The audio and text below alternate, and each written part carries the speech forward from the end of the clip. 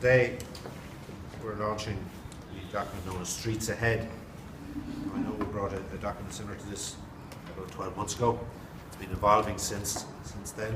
We felt the need to relaunch, make some additions to it in order to meet as our contribution to what is an absolute crisis at present. If it was a crisis 12 months ago, one might call it calamitous at this stage. But I'm from a rural constituency and a mixture of urban within it. You've heard it, you've seen it. Towns are dilapidated. Shops are closing at an alarming rate. Retail activity is minimal. Pubs, for example, no longer exist. And these towns are just being left behind. So in addition to what we had there in the past, which was issues in relation to commercial rates, in relation to surcharges now to town centres, looking at the whole rent issue, the fact that the government have committed to removing upward-only rent reviews prior to coming into office, and only when they got into office, because there was a legal issue and there was a constitutional issue. And my response to that is, they want to hold referendums on what age a president should be. They could at least look at the possibility to hold a referendum at upward-only rent reviews and addressing the huge disparity that exists in our towns and allowing them to continue to dilapidate. The whole issue of parking, of town centre parking, again, because of the services and facilities in out of town centres, that local authorities should be allowed to be innovative in the way in which they offer options for parking in town centres to reward people who are there on a continuous basis and so forth.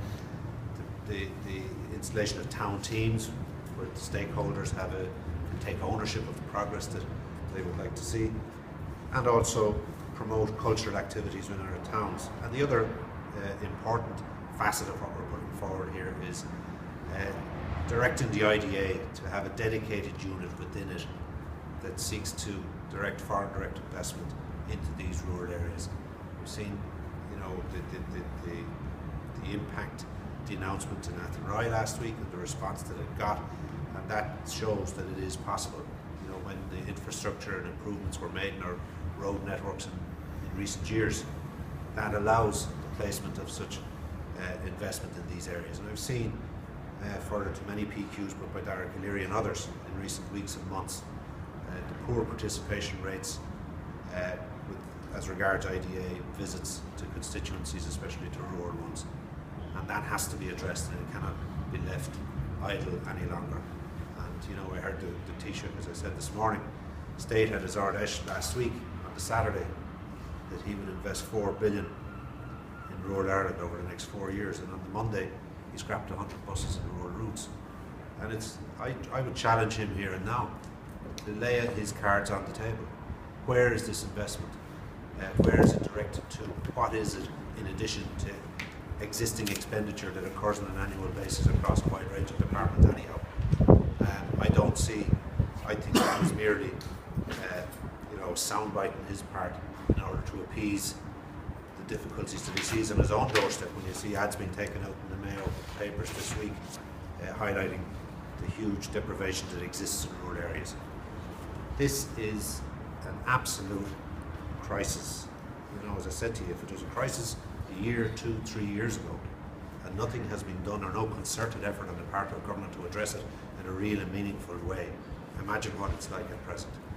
As I said to you, I grew up in a town, I grew up in a retail unit, in a pub, in a family pub. They're dying on their feet and they're being offered no means by which they might improve into the future. In the licensed trade, and I don't hold a candle for them necessarily, again, there's been no effort to address the below-cost selling that exists in the large multiples. There's one thing the licensed trade prided itself on over the years was that it had a system whereby drinking within their premises was done in an orderly fashion and was policed properly and effectively. That doesn't exist now, and that brings its own social problems.